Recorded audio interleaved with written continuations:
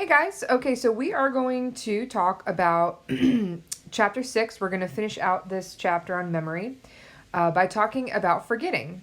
So, the last part of the last class that we talked about flashbulb memories, with an important point being that with flashbulb memories, they're actually not much more consistent compared to regular memories. It's just that people tend to be a lot more confident in their flashbulb memories. But we talked quite a bit about that in last class, so we're going to move to the next part, which is going to be forgetting. So when it comes to forgetting, what's really important is Ebbinghaus. And Ebbinghaus was the first one to really study about forgetting, and he did so using nonsense syllables. So ro, su, kov, zar, kuf. And the point was that these nonsense syllables are meaningless and hard for us to remember because they don't contain meaning. But in his experiments, and he did several variations of this, what he found was that we actually do most of our forgetting early on in our learning process. And so depending on the process of how much we can remember, of course, it depends on how well we encoded it in the beginning. So if we weren't paying attention, if we didn't encode it properly into memory, then of course we're going to forget it pretty immediately. If the material isn't meaningful, if those nonsense syllables are meaningless and not meaningful to us, we're much more likely to forget information early on. And then obviously if we don't rehearse material, then we are definitely going to forget it. So in the next slide, this is Ebbinghaus's experiment where he actually was able to demonstrate a curve of how we forget information. So if you look here, this part right here, which is this axis here, talks about the percentage of information that was able to retain. And then this axis right here is over the course of days. And so you see here that it starts going from 0 to 31 days, covering about a month. And the very first part that we learn, the majority of the forgetting that we have actually takes place pretty immediately. As you can see here, going from 100% dropping all the way down to about a little under 40% of remembering and of actually being able to retain that information. And then you see between the days here, which is pretty immediate, to within the first week, there's a little bit of dip in how much we are forgetting or actually retaining here. So we're forgetting some information.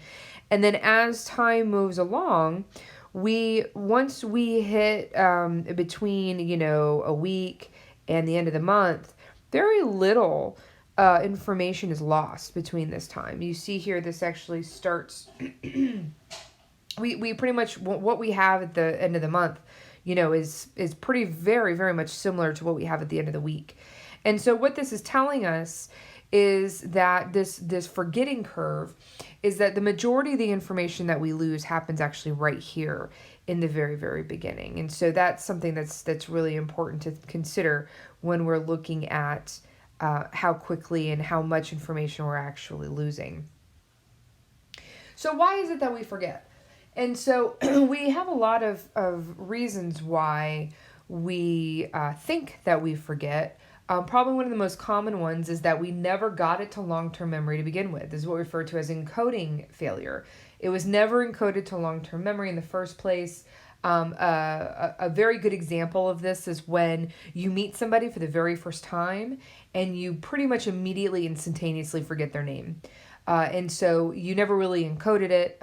Let's say you meet somebody named Bob and they say, "Hi, I'm Bob," and you say, "Hi, I'm whatever," and then you shake hands, and then you turn around and you go, "Oh my goodness, what was that person's name? I don't remember."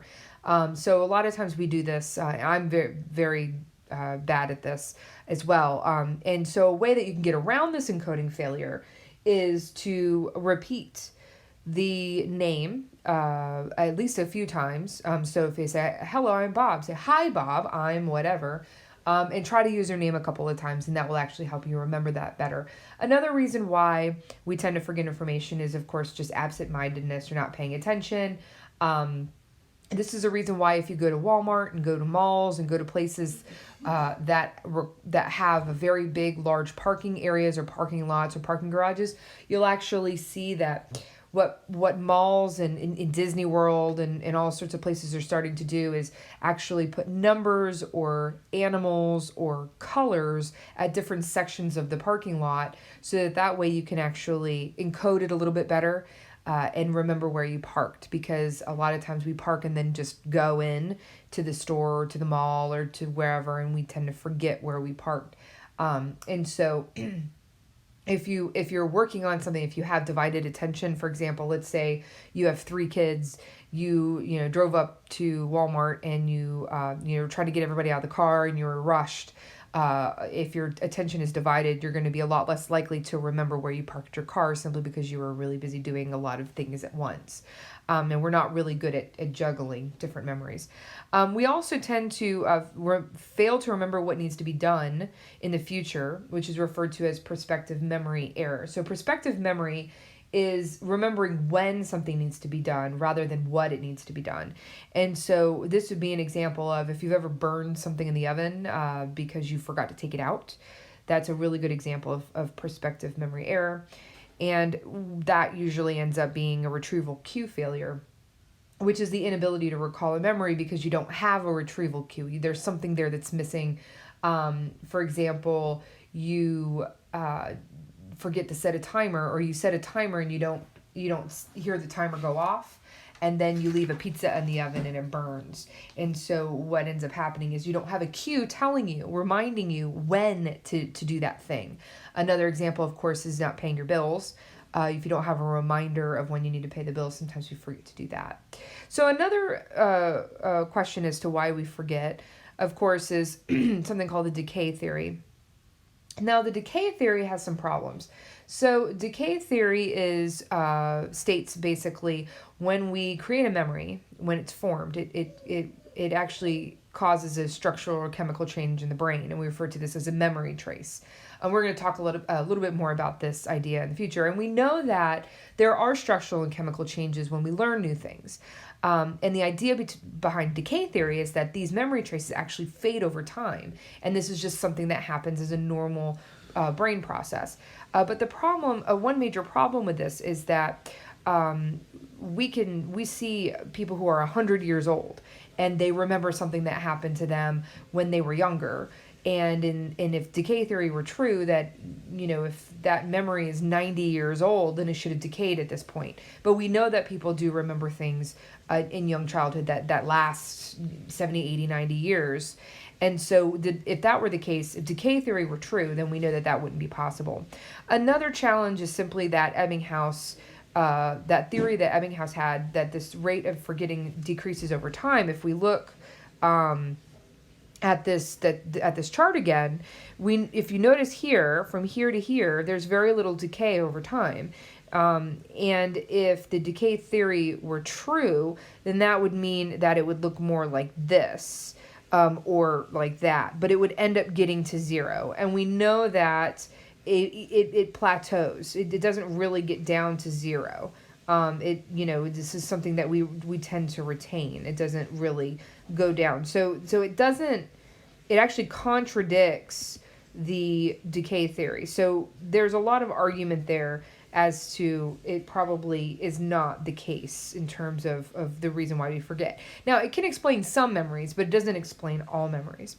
Another example of why we forget is interference theory.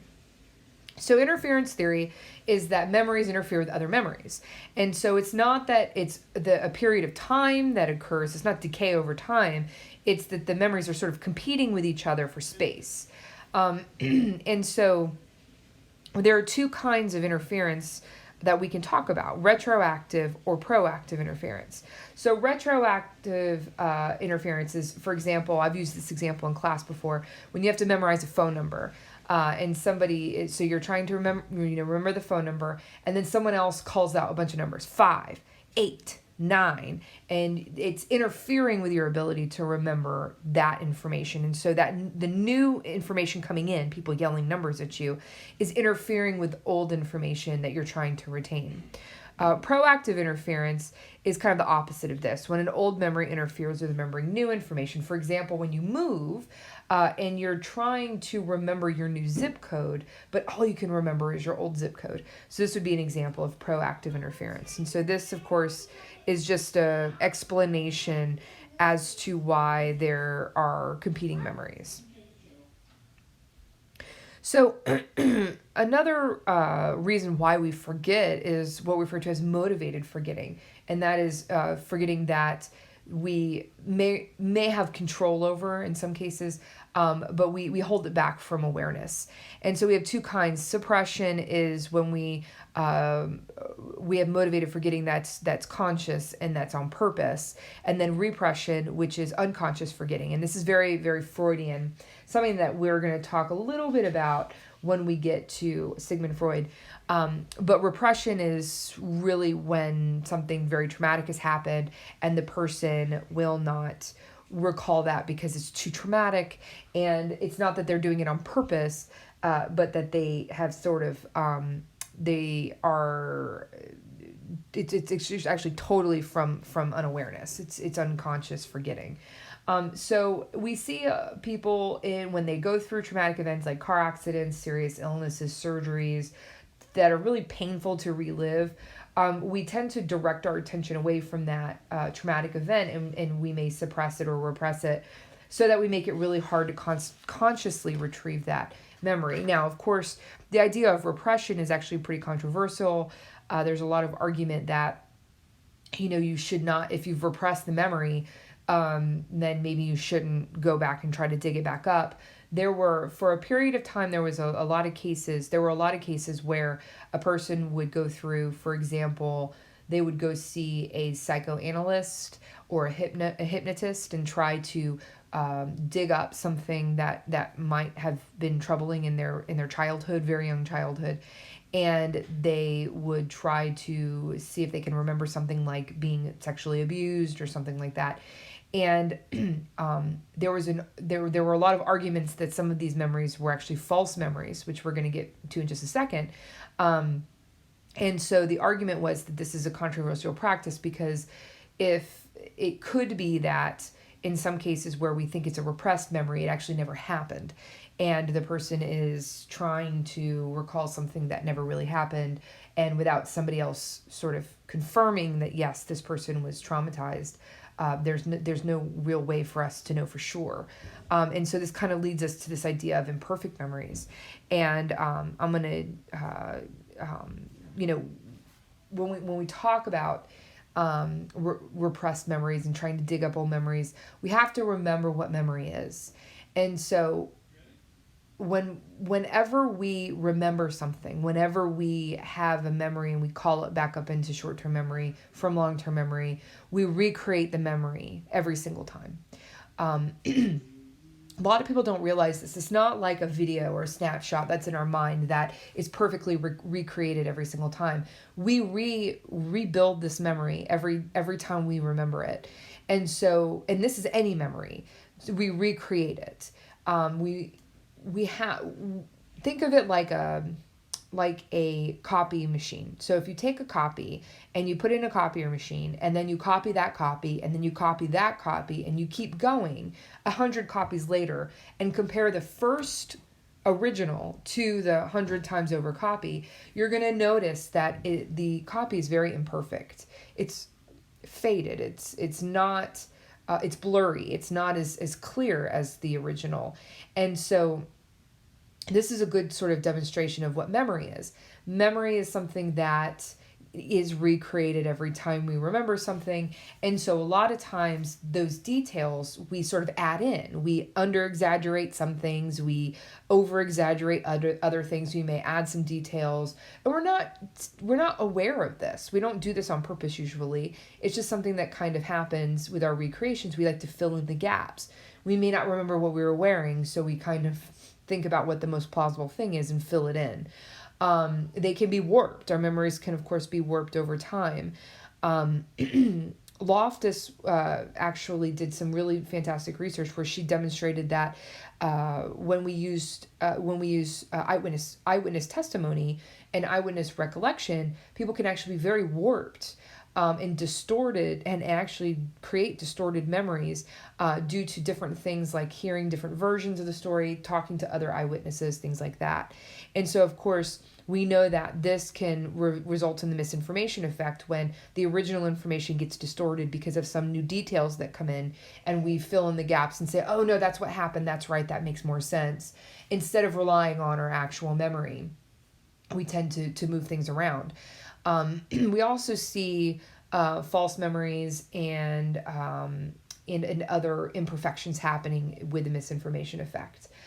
We also see something called source confusion, where we actually forget where we got that information from. So if you have a friend that says, oh, hey, did you hear about the star or the celebrity who died? And you go, I told you that. That would be source confusion. And they're like, oh, I forgot. I can't remember where I heard that from. So if we attribute a memory to the wrong source, a lot of times that ends up happening when we forget who tells us something. If we like this new food or this new restaurant and we say, ooh, did you hear about this new restaurant coming in? And they're like, that friend is like, I told you that. Then that would be an example of source confusion. Now, when we talk about eyewitness testimony, we talk about, for example, Loftus's work, this is kind of where it all sort of it culminates to this idea here. This example that I'm giving you is from a man named Arvin McGee. And so 4 months after being attacked, kidnapped, and raped, an Oklahoma woman actually picked McGee out in a lineup, in a photographic lineup, and identified him as her attacker. Now, the problem is that, so McGee was arrested for the crime, but McGee was actually not able to actually commit this crime. He had an alibi. He had this abdominal hernia, which would made it pretty much impossible for him to do it. He was arrested for the crime. His first trial was declared a mistrial. He had a second trial, which was a hung jury, and then he had another third trial, which resulted in a guilty verdict. And so it ended up that he was convicted and sentenced to 365 years in jail. Well, fortunately for him, 13 years after his case, DNA testing came out and confirmed that he was completely innocent. And so what ended up happening was the eyewitness confused him because we know that there are mistakes that can be made. And when people are recreating memories, mistakes are made when we're trying to recall events. And if she had in her mind that there was a black male that attacked her that fit somewhat this description, and he somewhat fit that description of her idea, of her expectation of the event, her expectation of the perpetrator, then of course, unfortunately, we have cases where people are wrongfully accused because of that. So, just to kind of reiterate, recall is not an exact replica. This is a sort of a reconstruction of other memories. And we often fit our memories into our expectations, our existing beliefs, or in this case, what we refer to as schemas. And a schema is that expectation that we have. It's our knowledge that's clustered together about something in particular. And so we, of course, can have schemas about anything. We can have schemas about about a movie theater. What do you expect when you walk into a movie theater? Do you expect reclining seats? Do you expect a concession stand, popcorn, other people, a big screen? What is your schema about a doctor's office? You walk in and you see a sink, you see the table that you sit on, you see, usually a rolly chair that the doctor sits on. So we have schemas for literally everything. And this is what our brain does. Our brain takes information and it organizes it in the best way possible. And what ends up happening is that we kind of roll through our environment and think this is what should belong, therefore this is what we expect to be there. So there were a series of experiments that were done, and the picture in this slide shows an experiment that was done where they showed participants this psychology professor's office and said, okay, these are the things that were in it. which ones were in this picture. And so they actually picked things like, for example, a computer that you would expect to be in a professor's office, but actually wasn't in the picture. People would misidentify it and say, oh yeah, I saw a computer in there, because you would expect to see that. And so it fit in the schema, but it didn't actually fit into what you physically saw. And so we do that a lot. We sort of make things up as we go because it just seems to fit. And the reason why we do that is because we want to identify environments very quickly and efficiently, and we want to hurry up and sort of do things as fast as possible. And so because our brains sort of organize things in that way, we make these mistakes a lot of times. And schemas are anything. We can have schemas about people, and we'll talk about that when we get to social psych. We can have schemas about what we expect to say in a particular situation, which we refer to as scripts. These are behaviors and actions that we expect to see in any kind of environment. And so, for example, when we talk about scripts, we have cases where people will say to you, hello, how are you? And there's an expectation. That expectation is for you to say, I'm fine, how are you? And so we see that happen a lot, where sometimes we forget and we go off script, or the script doesn't fit the scene. So one common mistake that we make is, for example, in a situation where you're at a restaurant and you say to somebody, the waiter comes to you and says, here's your food. I hope you enjoy it. And you go, you too. That's a common mistake that we make that's off script. So obviously the person isn't going to enjoy the food too. You usually say you too because someone says, enjoy, have a nice day, sort of thing. So our scripts are something that we tend to keep track of, just because we do it so often on a daily basis. And then finally, of course, these false memories, these are these created actions that would have been consistent with a script or a schema that we tend to have a mistake for. So I'm going to actually stop here, and I'm going to pick up on the next video with Lashley and Thompson's theories, and I'll be back in just a moment.